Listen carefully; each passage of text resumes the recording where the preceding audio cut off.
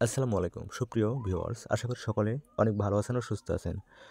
অবশেষে দীর্ঘ প্রতীক্ষার অবসান ঘটিয়ে প্রকাশ হচ্ছে ১৯তম শিক্ষক নিবন্ধন পরীক্ষা নতুন সার্কুলার। চলুন এ বিষয়ে জেনে নিই পুরো বিস্তারিত নতুন তথ্য। শিক্ষকতা ১৯তম শিক্ষক নিবন্ধন পরীক্ষা নতুন সার্কুলার প্রকাশ ২০২৪।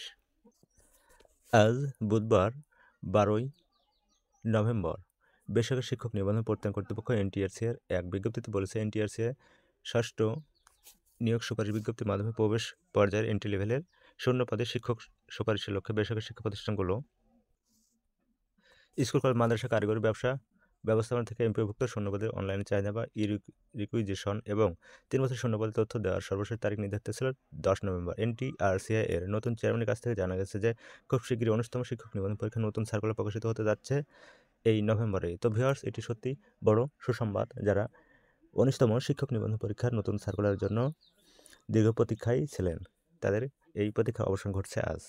তো ভিউয়ার্স, এই সুখবরটি আপনাদের সবার ভালো লাগলে অবশ্যই ভিডিওতে লাইক দিবেন। পরবর্তী নতুন কোনো এনটিআরসির আপডেট পেতে অবশ্যই চ্যানেলটি সাবস্ক্রাইব করে পাশে থাকবেন। ধন্যবাদ সবাইকে।